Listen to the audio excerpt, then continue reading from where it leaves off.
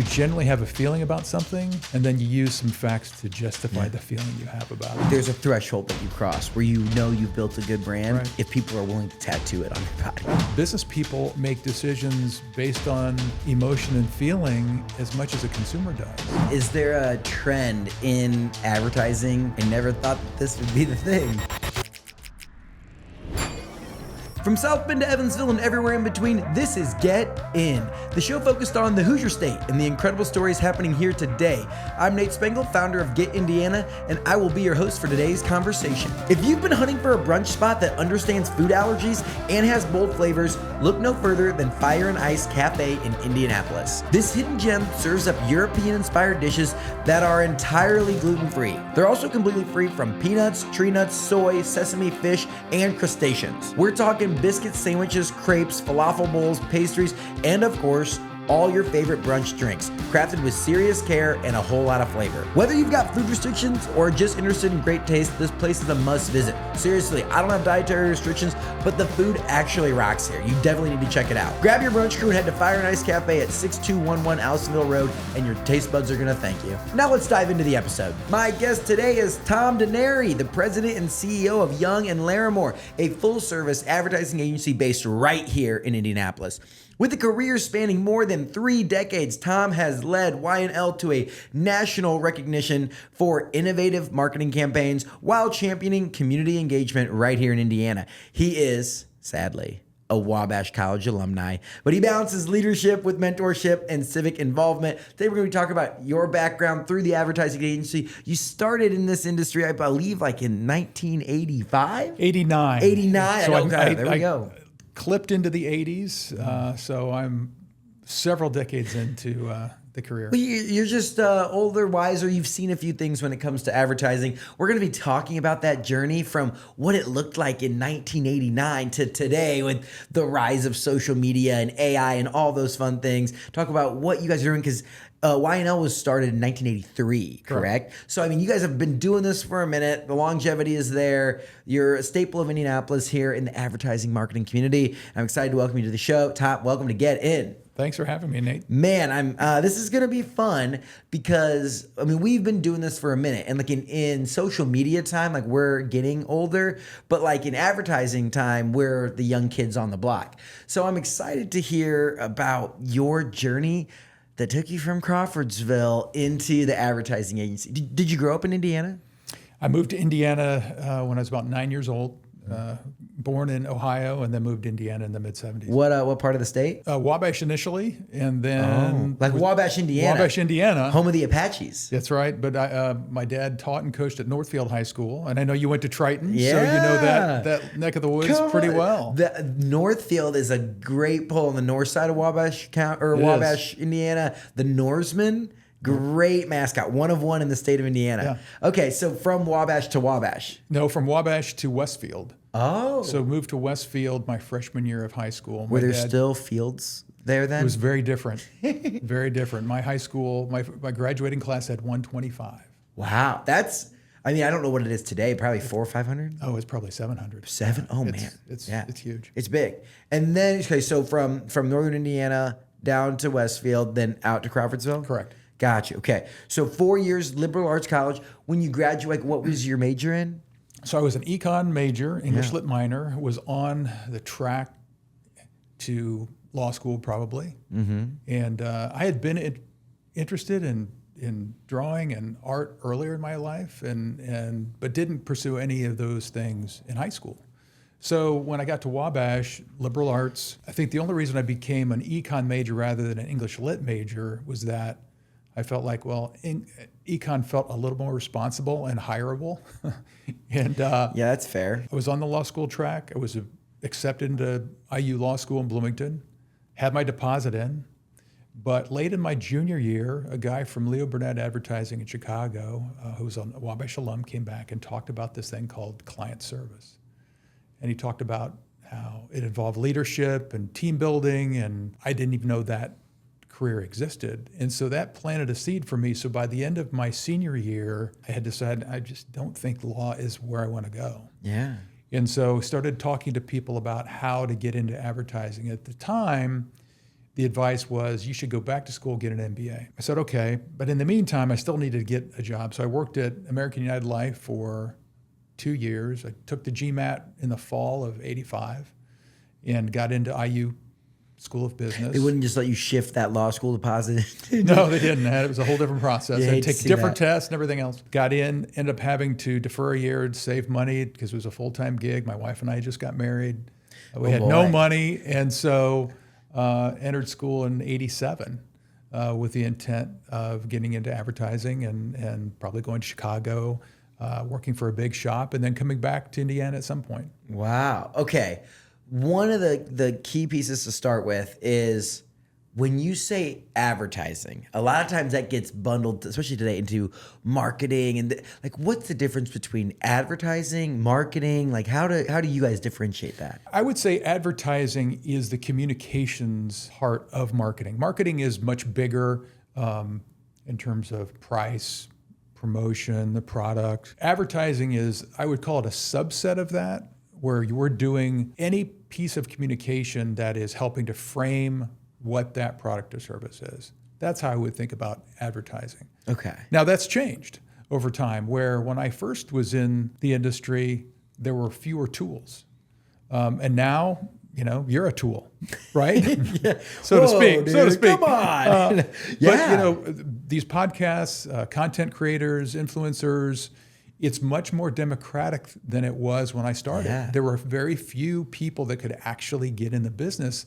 And now virtually anyone with a cell phone can get into it. And so that's maybe the biggest change I've seen over time. I'm excited to unpack that. So you end up graduating from IU with your MBA. Correct. And the thought going in was, okay, yeah, we're gonna have to go you're gonna have to go cut your teeth Right. in a big shop in Chicago. But that doesn't quite end up being what happens. Didn't happen. No, I ended up frankly, I didn't get the job offer I was looking for. Oh. And at the same time, I met David Young of Young Laramore.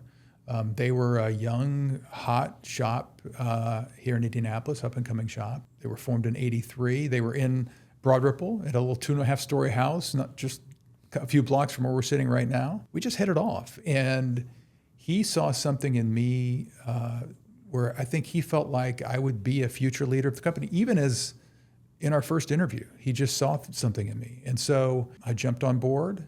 That was 1989? That was 1989. Been doing this a while. 36 years 36 later, years. Here you are as president and CEO. Yeah. Wow. What did your role look like, or just what did the industry look like advertising in, let's say, the 90s, the first decade of the business? I started as an account manager, and a lot of, we had many more clients, more project work, more B2B work. One of the first things I worked on was primetime pizza. And it was a concept, again, this is 1989. It was on the west side of Indianapolis, and you could order a pizza and you could pick up a videotape.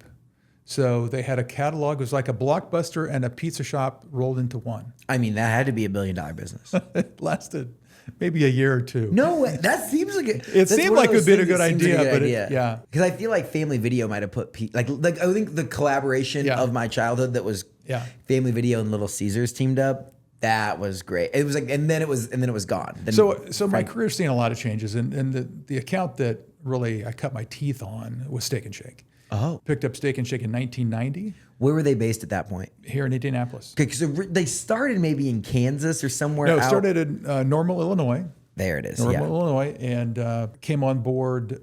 They had about 117 stores. We started with a television campaign, launched it here in Indianapolis in 1991. And helped them grow from about 117 stores to over 500 through 2008. And then there was an ownership change and everything changed after that. Yeah. I mean, it seems especially in early 2000s, like Steak and Shake was, I mean, it's been, obviously had some ups and downs, but look, it was very hot. And that was who you were like, yeah, that was our advertising. And that's where you talk about the 90s, television was the dominant force. And our TV ads, if you remember those, you might even be too young to remember some of them. I was born in 97. Yeah, so you saw the later part of it. But we would do pretty interesting things where we would take a 30-second spot and chop it into 3 pieces. And we would have 3 little ads within a 30-second spot. So you felt like you were seeing more ads. And we would do goofy things like at the end of a spot when you had the little bean pot at the end, and there would be a voice that just said bean crock, and you're done. And so that They would TV say campaign, what? bean crock.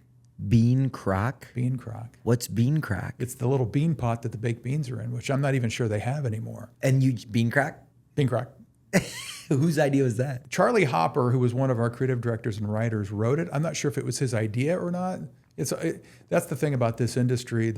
I try not to get too tied up in whose specific idea it was. Because it's the ideation, it's the creative process. Well, and I was a team sport athlete in high school and a little bit in college. And for me, advertising is as much a team sport as there is, because everyone has their separate role, but you're kind of interdependent. So you have account people, you have strategy people, you have creative people, you have media people. And we have all of those people involved in the process, developing the strategy together, as opposed to a assembly line process where someone does the strategy and hands off and hands off and hands off. Our stuff is baked together as a team. Where, whoever has the relationship brings the new customer in. Part of that process, you have your client relationship, you have your creative, your ad, the media buyer, all these different pieces are all working together to create cool campaigns. But even the bringing of a client in is not a single person. It's a team effort. It's, when you were working with the kinds of clients we want to work with, it's usually a really big decision for them.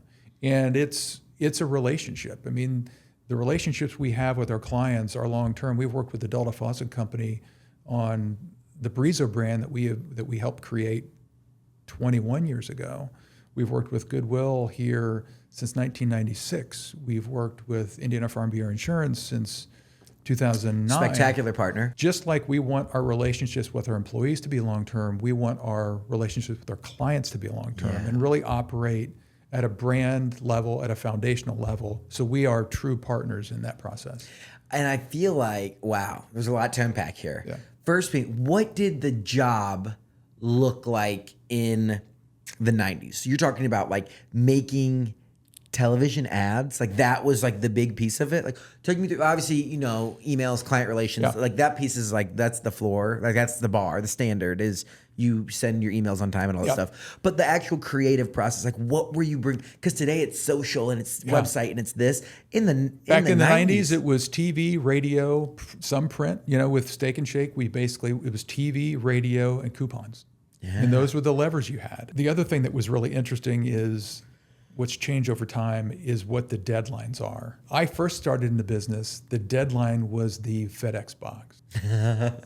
No way. Because if you were sending something, a piece of art or a print ad, you had to get it in the FedEx box to get it to the publication or the TV station or whatever. You weren't just beaming things through the internet. Internet had just, we had email within our office, but it was a few years before the actual internet was useful in a delivery process. Did you ever miss the FedEx box and have to like drive something across town? Like, I got to get this where it's going. We had a situation where we had a pitch in Ohio and the RFP was due at a certain time and we missed the FedEx box, so we had to drive it.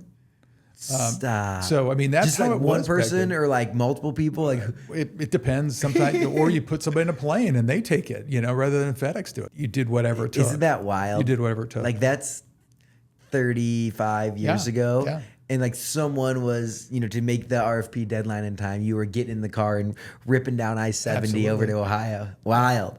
Wow. Okay. So then as time like kind of advanced there, when did you go from, okay, obviously, is it David Young? Mm-hmm.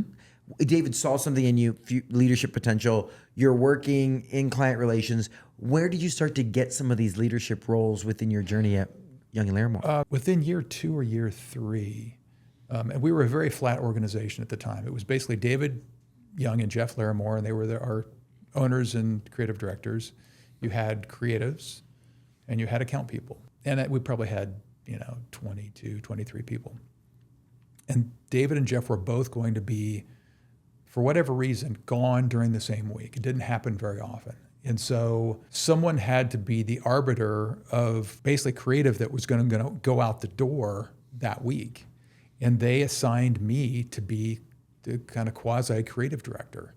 And so I think they knew that the creative people trusted me and trusted my instincts. And so I think that was kind of the first time that they really recognized that, okay, Tom's a leader, he's a future leader, and this is where it's going to go. When Paul Knapp came on board in 1996, he was our first then president, and I became head of account service in 1996. One of the big balancing acts of marketing and advertising, the whole 9 yards, is new growth, new business, and really like high quality work.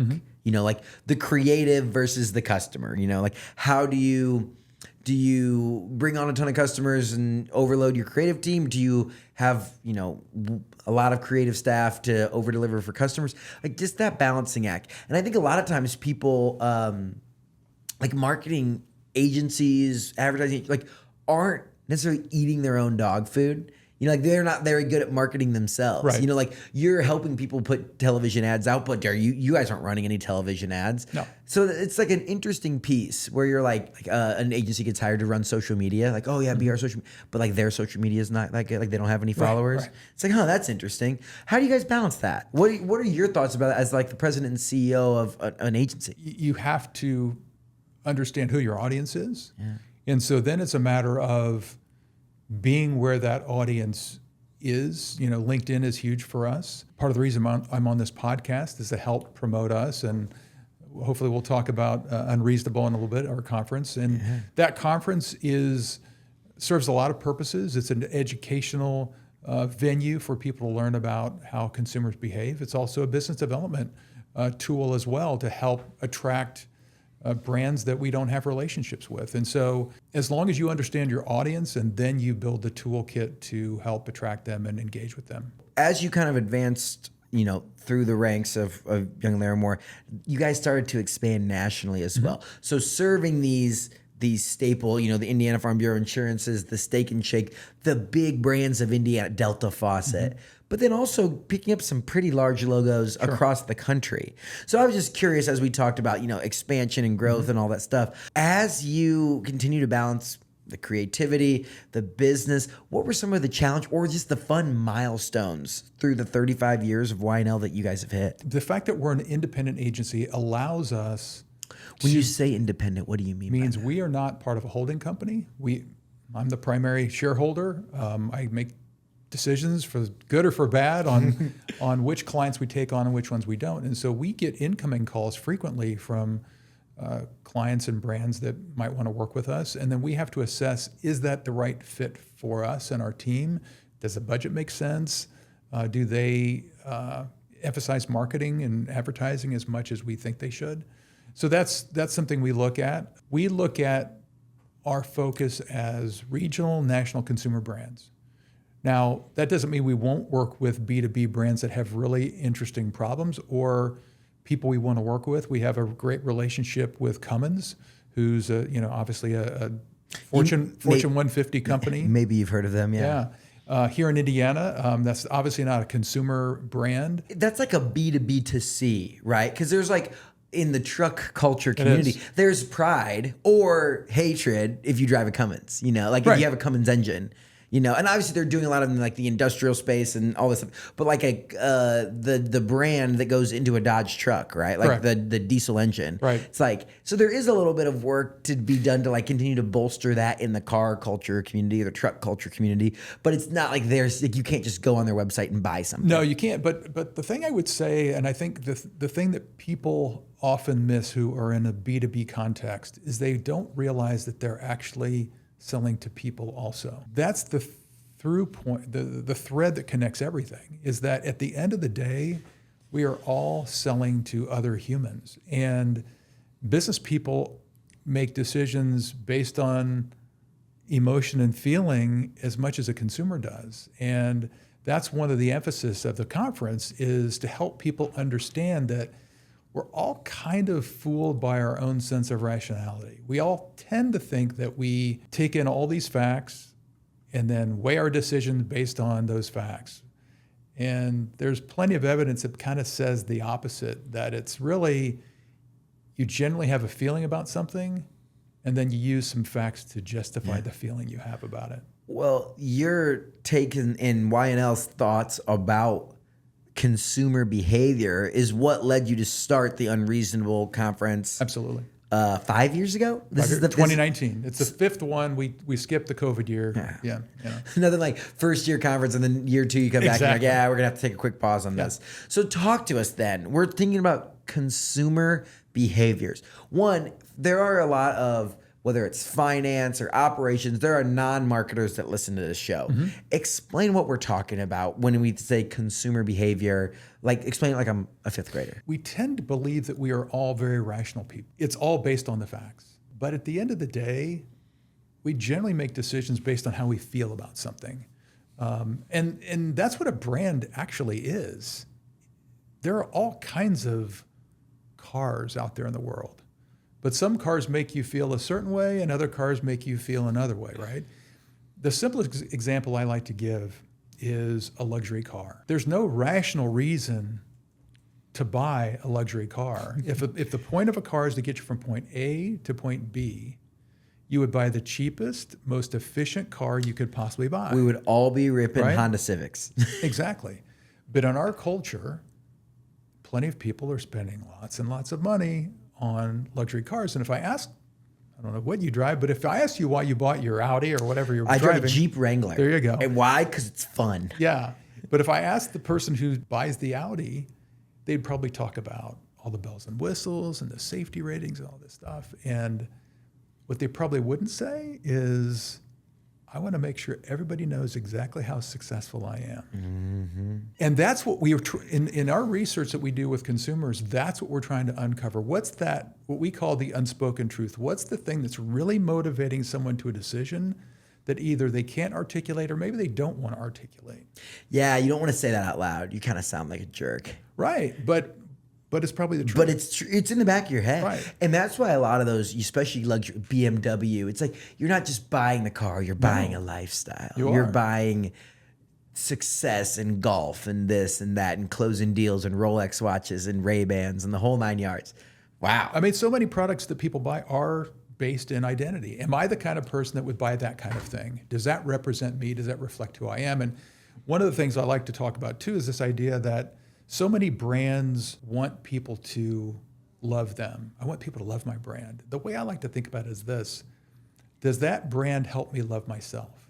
Does it help me, in a sense, complete who I think I am or who I want to be? Okay, let's talk about it. Let's get in, and we'll both open up and we'll talk about that. Okay. So think about brands and purchases that you've made that there's no rational reason as to why. It doesn't have to be cars because of but like one that I have specifically. I spend upwards of $50 on Viore t-shirts because yes, they have this fit lifestyle and the clothes, like the cloth, the material is breathable. But like one person one time said I looked really good in that shirt. So I went out and bought 7 of them. Yeah. And I just like the shirt. It's like, I just feel good when I wear that shirt. And like, you can check a lot of my pictures from the past, like probably circa 2022 to 2024. Every time I went out, I was in a $60, and it's a t-shirt. It's not like a fancy college. This is a bare t-shirt. But it was one of those moments where the brand just spoke to me and I like had to buy them. For me, it's probably Starbucks. And what I used to drink a lot of Coke and gave that up years ago, but then I got hooked on their iced tea. And when we were our office was on Massachusetts Avenue, we were right across the street from that Starbucks there. And I would literally go across the street every day and buy my venti black iced tea. Over time, I realized, well, that's expensive every day. So I started making it myself. But I continued to save the Starbucks plastic cups and I would drink it out of those, even though I was making it myself. And later I've upgraded into the permanent one, the permanent tumbler, but it still has the Starbucks logo on it. I don't use like an off-brand. Yeah. So again, does it make the tea taste better? Maybe it does. And that's the other thing that I would say too is context can literally affect how something tastes. Years ago, Coca-Cola had this promotion they did with the polar bears, where it was like some sort of fundraiser. And they produced Coca-Cola in white cans to reflect the polar bear. And people swore that the Coke tastes different. When they did blind taste tests, it was fine. But the perception was that it was different, and they just thought it. And so, again, there's evidence that depending on what you think it is, it's going to literally affect. And the diehard Coke people, like, the like multiple cans a day. Oh, yeah. I'm sure they were up in arms. Oh, they yeah. were just so, because there is the whole, and like there's the McDonald's Coke and there's this Coke and that, like, but yeah, perception is everything on that. These things happen in the brain. There was a friend that went to Wabash, fell off a porch and hit his head, lost his sense of taste. Oh. And so they would make fun of him and give him flavorless Kool-Aid and stuff like that. But again, it's a reminder. We think taste happens in the mouth. Well, that's the starting point, but your perception of taste happens literally in the brain. That is really fascinating. And I mean, you hear it all the time too. And we actively know, they're like, the Great Value brand and the name brand are made on the same factory floor. Like Right. they're ran through the same thing. But like it just tastes better when it's a Cheez-It versus a Cheese Nip. Right. Or a Dorito versus a flavored tortilla chip. Like it is just different. It is. So you guys decided to put a conference together. Yep. An event all about this. What can we expect from this, the 5th iteration of Unreasonable, a modern look at consumer motivations? Yeah, it's like a TED conference. We'll have 7 speakers, plus the final talk will be with Carrie O'Neill, our head of strategy, and me, kind of summing up the day. But each talk is about 20 to 25 minutes.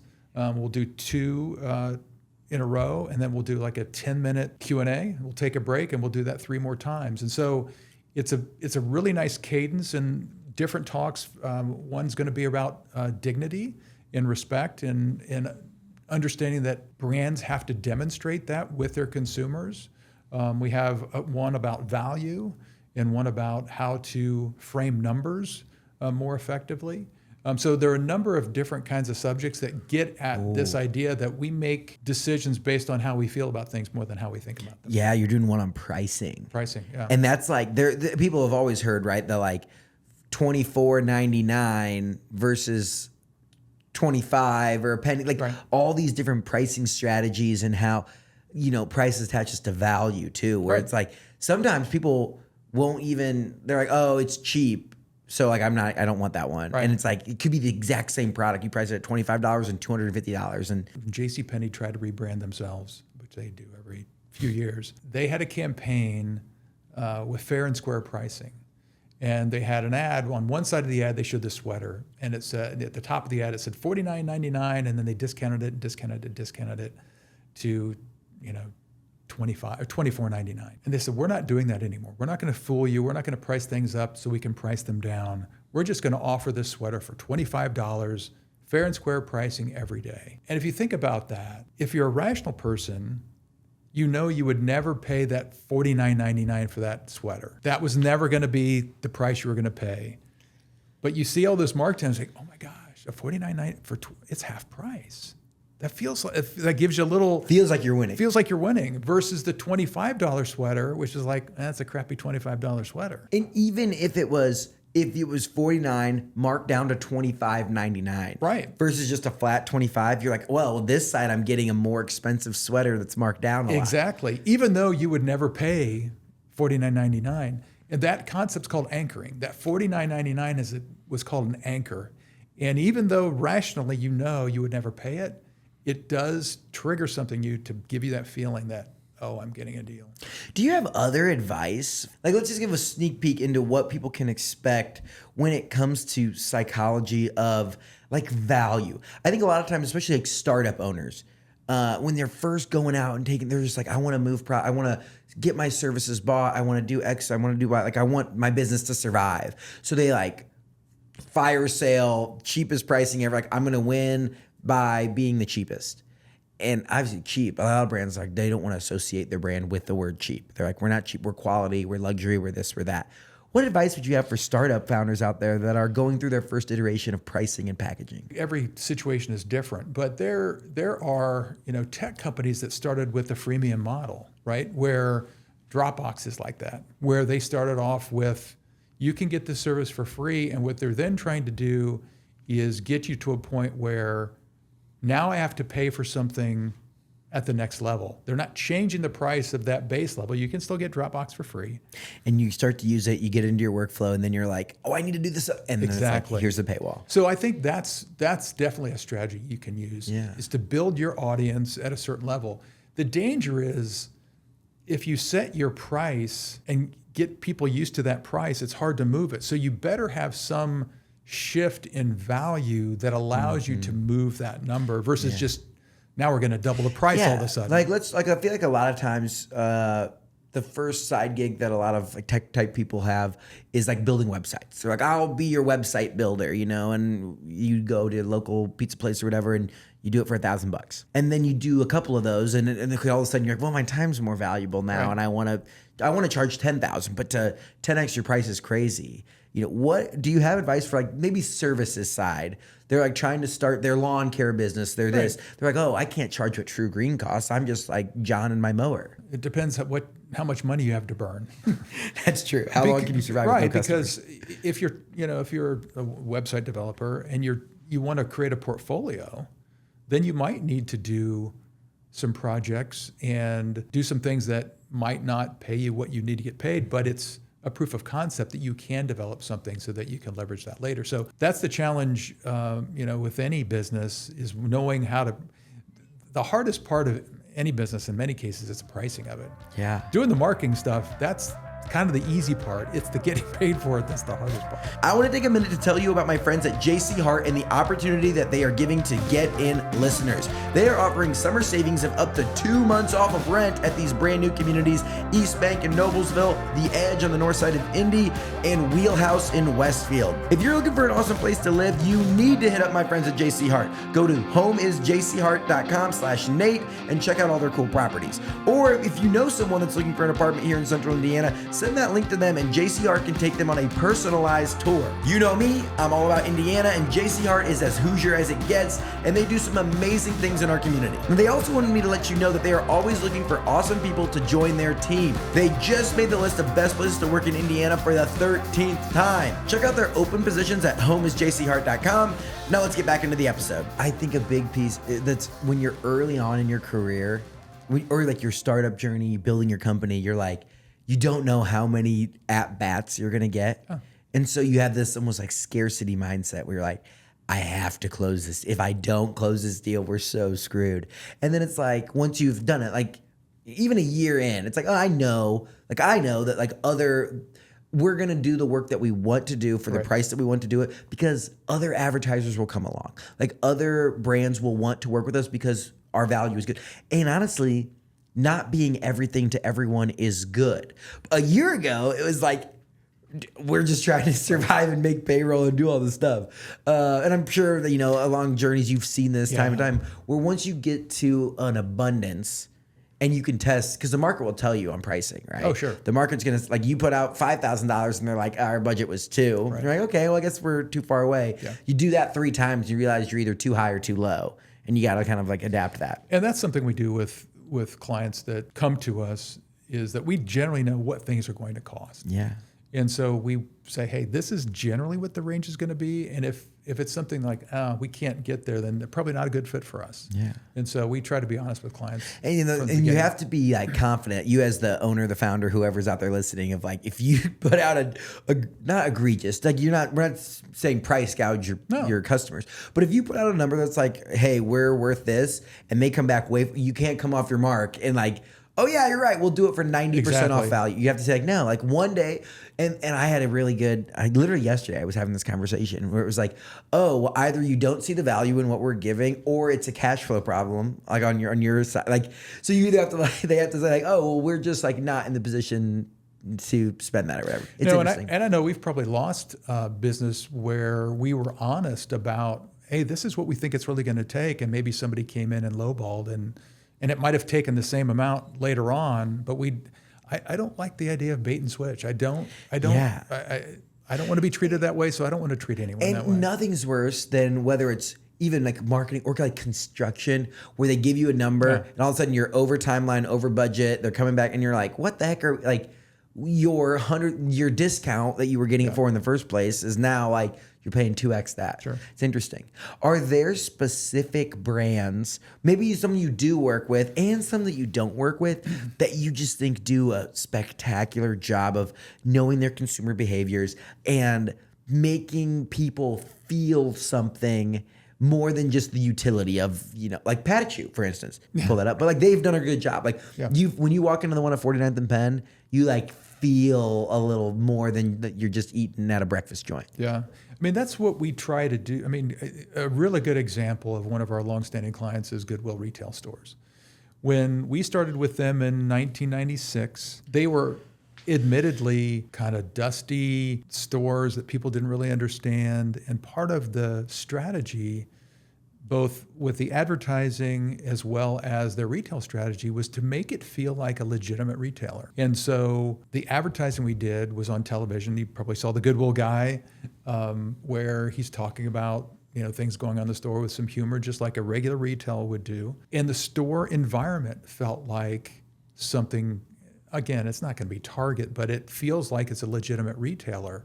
And so they just continue to expand, which allows them to create more services to help people. And so that's been a huge success over the last 30 years. Oh my God. And I would say, definitely going from like straight up secondhand thrift store vibe to one, when you drop stuff off there, it's a good experience. Absolutely.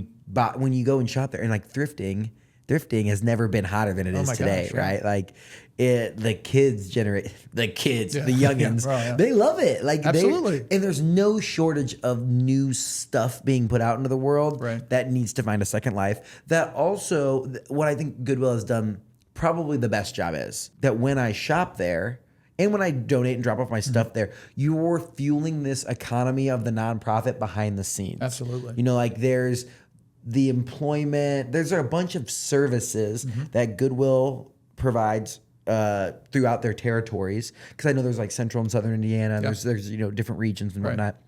But when I drop, do I still say grow out of these days? Like when I grow out of a shirt, it's like I'm just getting a little bit bigger. When you grow out of and you drop it off at Goodwill, you know that that's not just going to be them profiting off your whatever, but you're fueling all of these other entities and programming that are going on behind the scenes. And I think telling that story is very, very impactful. Versus it could be, like your golf clubs or whatever. You could take them to, you could put them on Facebook Marketplace, or you could do this, that, or the other thing to make profit off of it. But it's almost like you have like this good sense of, I don't know, the feeling that you feel, right? The consumer behavior as you drop your stuff off at Goodwill. Yeah. That's a really good one. Are there other brands? Brizo is another one. Originally it was called Delta Select. It was the premium faucet you would, if you were doing a kitchen remodel or building a house, you might go to Economy Plumbing or something like that, where you would look at these high-end faucet brands like a Kohler or a Grohe or something like that. Delta Select was one of the brands. It just wasn't moving.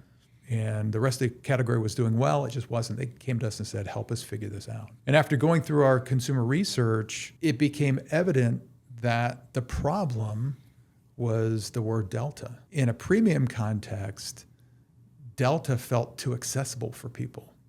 Oh. People wanted, if they're going to do a kitchen remodel, it's costing $50,000, $60,000. They wanted something that felt more premium, more special.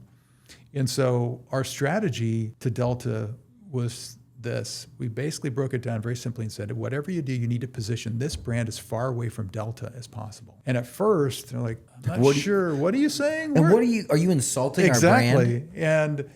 And we said, no, Delta is a mass market brand.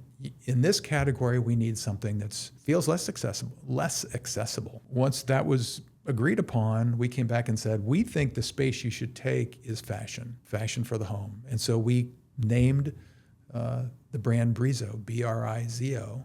Feels kind of European, doesn't feel, American. It feels special. And it continues to just grow and grow and grow over the past almost 20 years. Like going out and getting market research and consumer behavior, like if you have budget in a brand and like an agency, like easier to do. Do you have advice for maybe testing the waters on how to get customer feedback or potential customer feedback? We do one-on-one research with consumers. I would advise people not to do focus groups and limit your survey research to very fact-based information.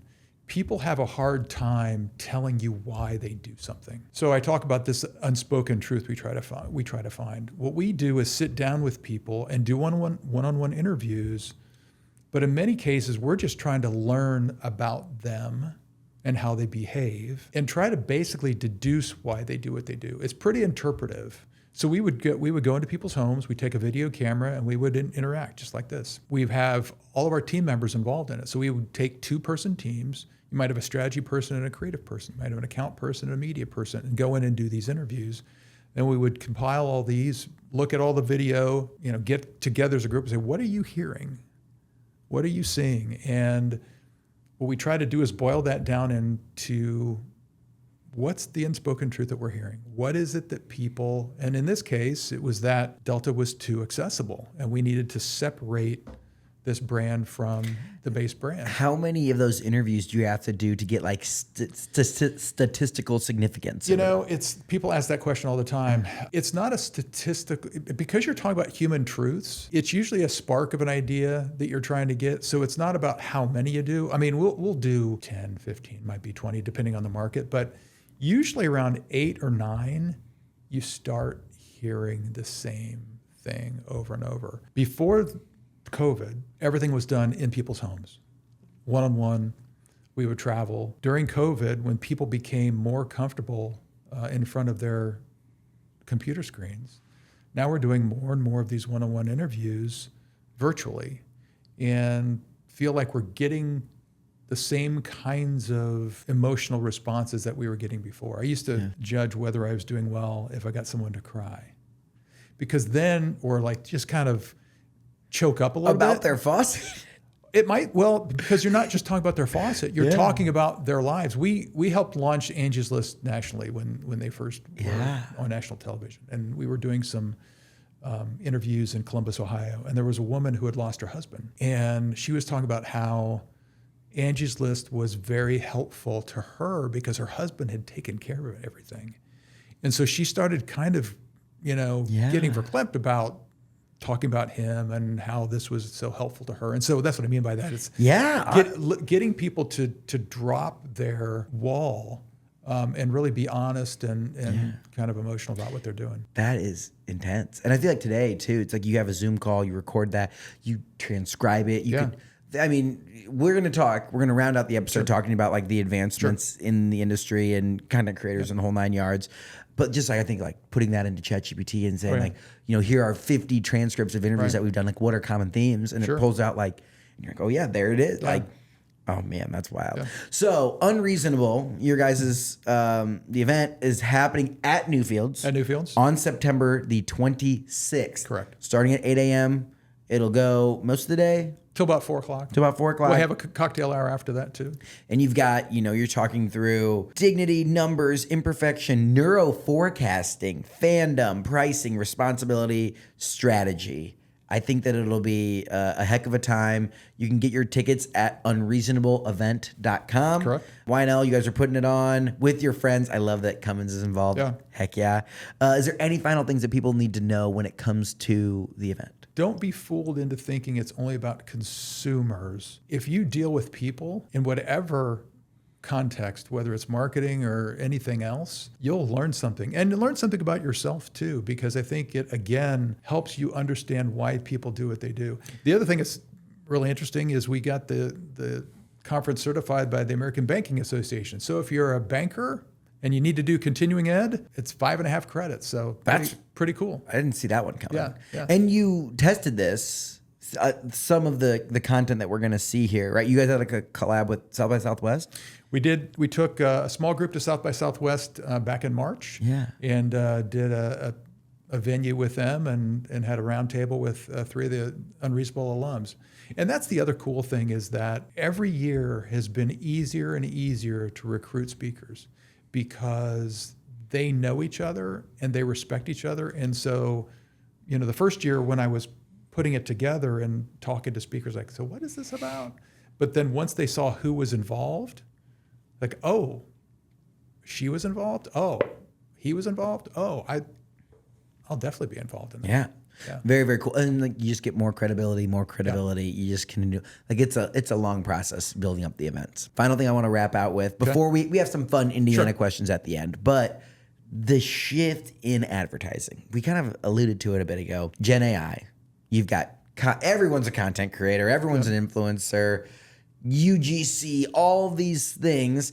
Like anyone can go viral, whether it's disparaging your brand and your logo or elevating it like randomly out of nowhere. Like, oh my gosh, what was it? Like Papa John's, like a guy is making videos. He works at Papa John's and now he's like on the Papa John's national commercials within 6 months. It's a very dynamic, shifting industry as you've seen it over the past, let's say decade. We'll go from 2015, kind of like the rise of smartphones were pretty readily available then, social media, to then you insert these short form video. Now you have social shopping with TikTok Shop and all that stuff. What are you guys seeing and how are you, one, keeping up with the trends and being the thought experts in the space? And what opportunities are you seeing from like the creator side of how you can get plugged in to work with big brands? The main thing I would say is continue to remember that you are always selling to people and you want to figure out how to engage with them. The way I look at all of these things is they're just tools. Just like television was a tool back in the day, the goal was still the same. How do I affect that person emotionally? And how do I move them to do something? And understand that it is not just about facts and figures. And so the biggest difference is that it's so much more one-to-one than it ever was. Where before it was mass, single to mass, now it's one-to-one. But it's also fascinating to, that my wife and I will both have separate social media streams, but we'll be seeing the same things. And I find that really interesting. So some of the same things are hitting each other together at the same time. The challenge for a marketer is now, which things do I use? Yeah. Before it was easy. What could I afford? Now it's like, okay, what do we do? We've been working with the Spangler Candy Company for a few years now, and we work with them on Bit of Honey, which we redid the packaging for Bit of Honey. Come on, look at that. That's good stuff. Updated the bee in the packaging a couple years ago, and it's just flying off the shelves. That bee is funny. Ooh, yeah. A little chew to get you through. Yeah. Not to be confused with Spangle. This is the Spangler Candy Company. Where are they out of? Owns Dum Dums, Bryan, Ohio. Terrific company. So if you've had a Dum Dum, who's not had a Dum Dum? Every bank. That's something else that's certified by the United Banking Association. Exactly. Dum Dum suckers. Exactly. And so we helped them celebrate their 100th birthday last summer. And so we engaged with people on TikTok, and we looked at kids, families, and food. And so looked at engaging with people in different ways so that you kind of cover the landscape of how people think about Dum Dums. And so again, just like developing a TV spot is a creative process, developing that social strategy is also a creative process. And so we have, again, just like we do with our creative strategy, our social strategy is a team effort as well. So you've got the entire team looking at and engaging with social media and all of these tools to say, where's the best place to make an impact? Do you have advice? The final kind of two questions we'll round out there. One will be from the marketer side. There is all billboards and radio and TV and print and influencer marketing and newsletters, and there's so much stuff. It's very loud. Do you have advice for developing campaigns? Let's say you can't afford to use an agency, you're in-house, maybe you're a small startup, you're growing. What advice do you have to marketers out there to find the right vehicles for their advertising? Test and learn. I think sometimes people think, oh, marketing is not a science. When people say that, I think what they mean is it's not perfect and it's not fixed. But when you think about the scientific method says you try something, you measure it, and you adjust. Whatever you do, try to measure what you're doing. And that, a good example might be time frames. Back in the day when we did television, it was not clickable. You couldn't measure literally whether someone saw a TV ad and whether they bought. But you would organize it so you ran TV during a certain time frame and you watched the sales during that time frame, and then you saw what kind of tail that you lost when you turned the TV off. So in every case, whenever you're doing something, measure what you're doing during the time frames that you're doing it. Don't just rely on the clicks. Think about what the activity is during the time that you're doing it, and maybe there is a tail, and maybe some things do create a halo that lasts longer than others, and those are the things you want to try. So test and learn, definitely. Try a few things at a time. Don't just scattershot everything. Then you don't know what's working and what's not working. So over time, you want to build an arsenal where you're doing more than one media form, but in the early days, you may just want to try a few things so you know what's working and what's not. And we've learned it, we know what days and what times to post what type of content. And some of it starts out with gut intuition and feeling, but if you don't track it and learn, then you're just going to continue to kind of fly blind there. Right. And a lot of people are like, it's hard. I will say marketing and tracking your data and doing all and it's I'm definitely not the best at it, but we try and we're working there. It's definitely hard because it's not as fun. Tracking that and doing that is not what's fun is for us making a fun video. Yeah. But you're making a series of bets, right? You're saying, okay, if we spend this money on this, what do we think the return's going to be? And if you said, for this to work, it's got to create a 50% return, you might think that's probably a hurdle. I'm not going to make. But you said, okay, do we think it could do a 10%? Okay, that's a bet I'm willing to make.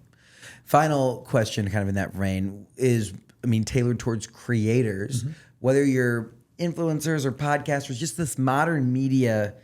The easy thing to do, let's say for creators, is you do the food, the beverage, the this, that. That part's not very hard. But working with brands, we just partnered up with Indiana Farm Bureau Insurance. Insurance is not a traditionally Instagrammable field. Talk about a Delta faucet. Could be challenged unless you're a home improvement influencer. Do you have advice for creators to start working with these bigger organizations and how to start to build those relationships, how to make something like that happen? Or are these big corporates thinking about that strategy? Either be relevant or be entertaining. If you have content that people want to seek out and want to enjoy, you see that all over the place where someone has something that I just can't not look at. That's important. Or something that's just helpful.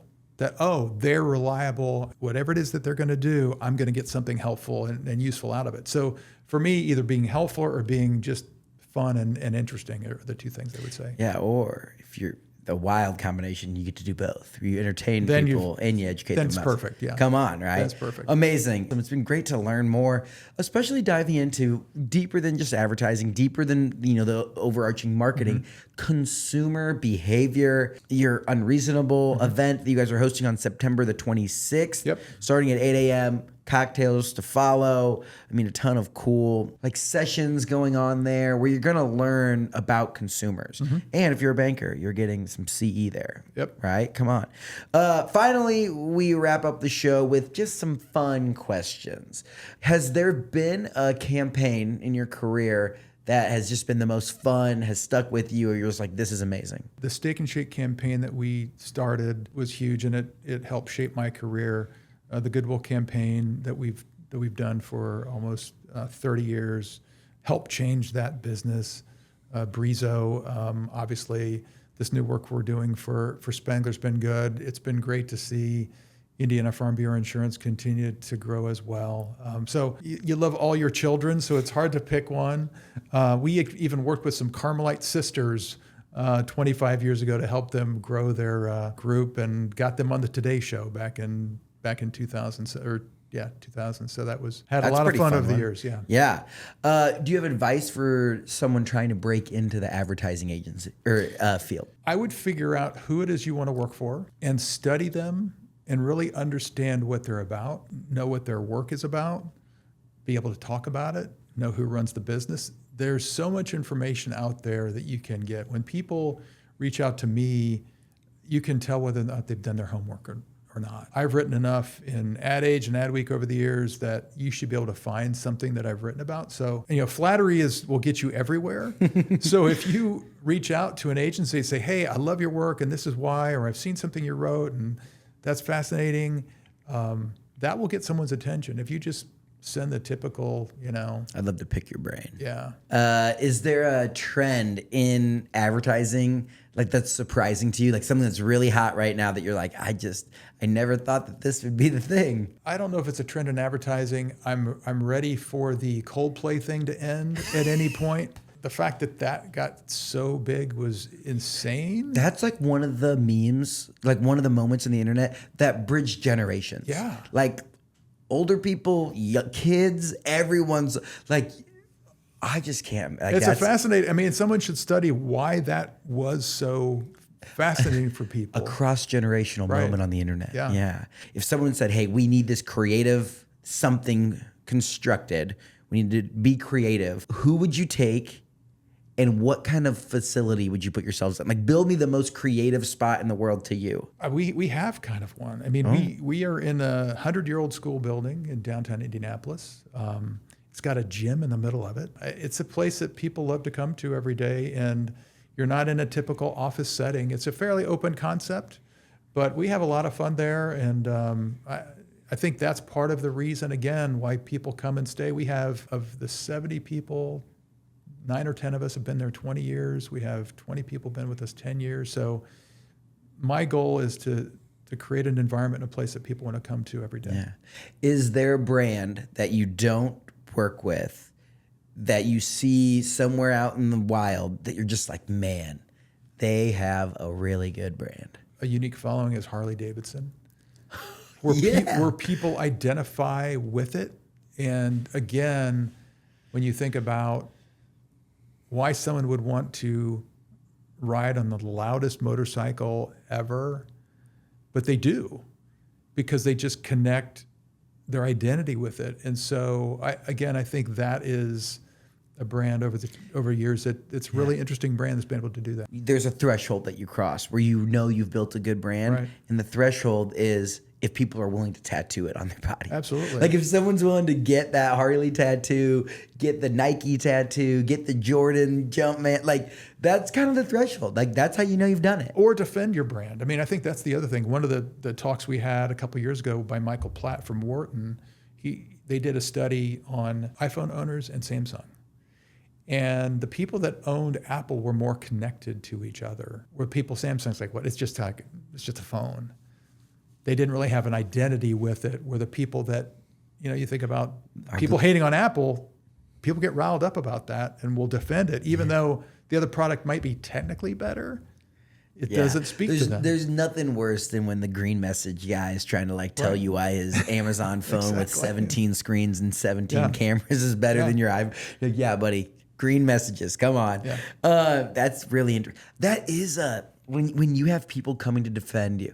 And I do think that's a piece that Harley or Apple, like you have to build your thing for someone.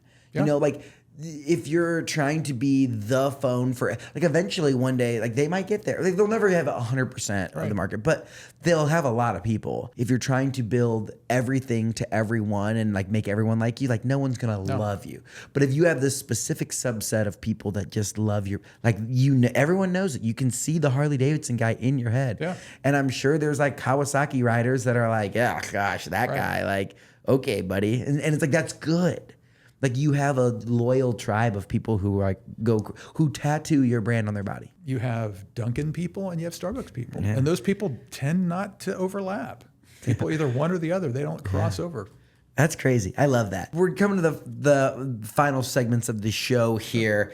This segment is brought to you by our friends at JC Hart. They're a leader in creating enjoyable living experiences at apartment communities all across Indiana and beyond. Check them out at homeisjchart.com. So my question for you, Tom, is why do you call Indiana home? It's got to be about family. My dad grew up here as a kid, went to Howe High School. And then, like I said, we lived in Ohio when I was early growing up. And he was a basketball coach and was drawn here to go to Northfield and then Westfield. And so when I was in Ohio, there was always this allure about Indiana high school basketball.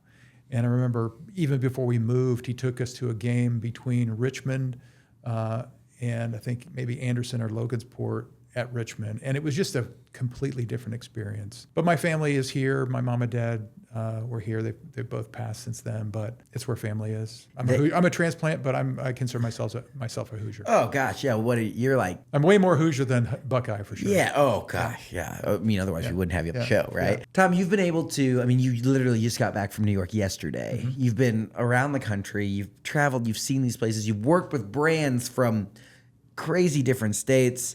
But what's something the world needs to know about Indiana? We have amazing healthcare. When people think about where they want to live, that's something that's important. It hits close to home for me. My wife had a cardiac arrest 7.5 years ago, saved by some people in our neighborhood in Meridian Kessler, was taken to IU Health and Methodist and saved her. And then a year and a half later, got a heart transplant at St. Vincent. She's now 6.5 years past the transplant. Oh my God. Yeah. So, I mean, they know what they're doing here. Well, I mean, one thing is like IU downtown, like one of the biggest schools that trains doctors, Absolutely. like people come here to learn how to be a doctor. Absolutely. And then a lot of them want to stay, Yeah. which is cool. I cannot imagine. So you're saying in your neighborhood, there just happened to be medical professionals that were around there? Well, it ended up being one.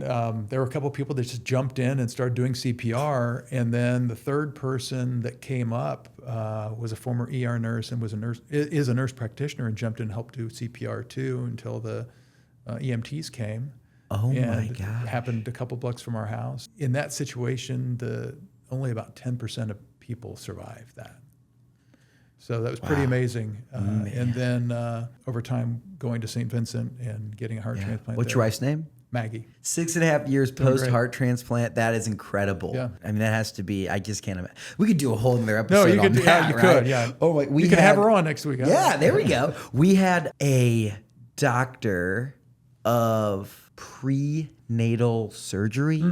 So she's performing surgery on babies that are still in the womb. My mind was blown of just like what modern medicine is capable of doing is wild. It's truly amazing. I mean, the guy that Dr. Zanatti, who did the transplant, and Mary Walsh is her cardiologist, but after the surgery, the head of the surgeons came over and was telling me about Dr. He said, we were really lucky to get him, Dr. Zanatti. It was almost like they were talking about a baseball pitcher. Like, we were lucky to able to recruit this really talented guy. Yeah. Okay. Yeah. So like this is a whole industry, like a thing where, so like Riley Children's Foundation, like one piece, obviously supporting families, helping children. Another is attracting talent. Absolutely. So like they'll, you go to the galas or whatever, and like, they raise a bunch of money and a piece of it goes to like, well, we're competing against Minnesota in the Mayo Clinic to get the best pediatric specialist or heart transplant specialist, and you're like a GM working deals. Yeah. Wild. Yeah. Man, that is, I can't imagine just like the moment, like you as Dr. Zanatti. Yeah. Dr. Zanatti, where you like unattach a heart and then reattach another heart. I mean, I can laugh at this now, but so the surgery started at 10 p.m. and ended at about 4 a.m. So we're waiting all night. And about 1:30, the nurse comes down and says, "Okay, everything's going really well. We're about to stitch in the new heart." And I'm like, that's maybe more detail than I needed at this moment.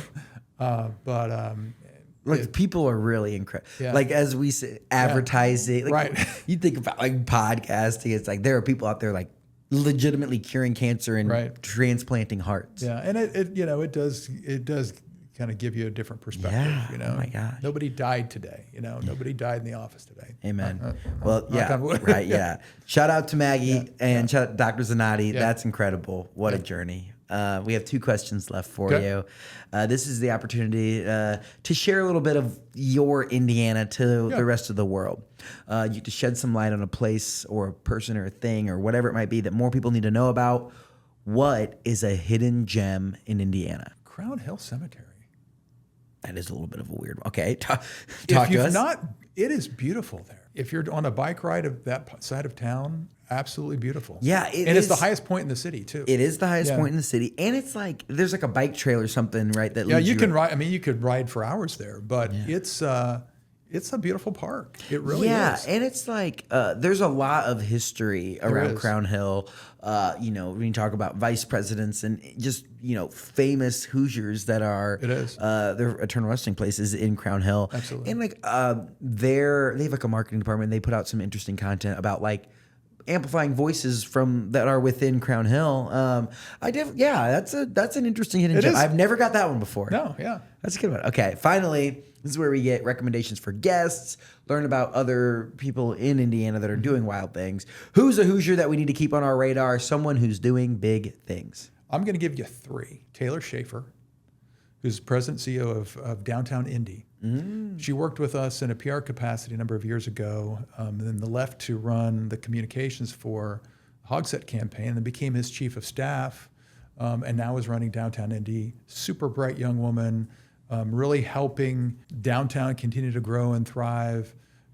Someone who's super sharp. Taylor Schaefer. Sarah Meyer. Oh, she rocks. Indy Sports Corp. Again, another just great leader, super dynamic, really impressive woman. I know her just a little bit. We serve on the YMCA board together, and she just came on the board this past year. So worked on some strategic planning with her and been super impressed with her. Yeah.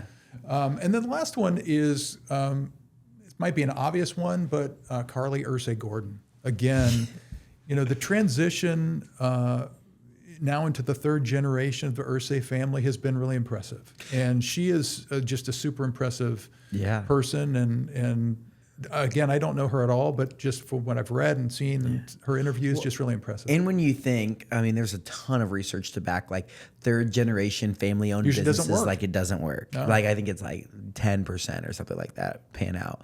And it honestly seems like there is just like some new life and blood. And like it just definitely seems like energy versus like sometimes when the 3rd generation comes in, they're like, okay, they're just like riding it out. No, I think they've done it the right way. And she's been involved for a while. And very intimately involved, even to some degree. I watched the game the other night and listened to the interview where, she's on the field with the coaching staff. She's at every practice, which is a different kind of management style. She basically said she decided that if I'm going to run this thing, I need to know how it's running versus just sitting back in an office and hearing from people how it's going. And so she's intimately involved, and I just respect how they've made that smooth transition. And that's something that we've tried to do at Young and Laramore over the last 40 years, where the transitions that we've had over time have been very smooth and not jarring. And at some point I'll be transitioning out, and that's my goal for the next generation of Young and Laramore too. I love those are 3 spectacular Hoosiers doing amazing things. This is an open invitation. Carly Ursay Gordon, you are welcome on the Get In podcast. Anytime you want to stop by and talk all things Colts or just Indiana in general, we'll talk shop. We don't have to talk ball. We could talk shop. It'll be fun. Tom, thank you so much for coming on. Thank you, Nate. Sharing about consumer behavior and your journey through the advertising career, even though it started in then Crawfordsville and Wabash, whatever. We won't hold that against you. I really appreciate the time. It's been awesome to get to learn from you for the last hour or so. I had a ton of fun. If people want to connect with you, if they want to attend Unreasonable, if they want to, work with y'all, how can they do that? A lot of ways. Go to our website. My email is there. I won't spell it out, but at yandl.com is our website. Look me up on LinkedIn. Pretty active there. And unreasonableevent.com is where you can find the website for Unreasonable. Amazing. Thanks for coming on, and good luck with Unreasonable, and we'll talk soon. Thanks, Nate. Thank you for listening to this episode of Get In. If you like what you heard, make sure you leave us a review wherever you listen to podcasts. This show is made possible by our friends up at Sweetwater. Whether you're looking to start a podcast or take your content to the next level, click the link in the description to see all of my gear recommendations at sweetwater.com. If you want a behind-the-scenes look at everything we're doing across the state, make sure you follow me on Instagram and TikTok at Nate Spangle. Thank you so much for listening and being part of what makes the Hoosier State great. We'll see you next time here on Get In.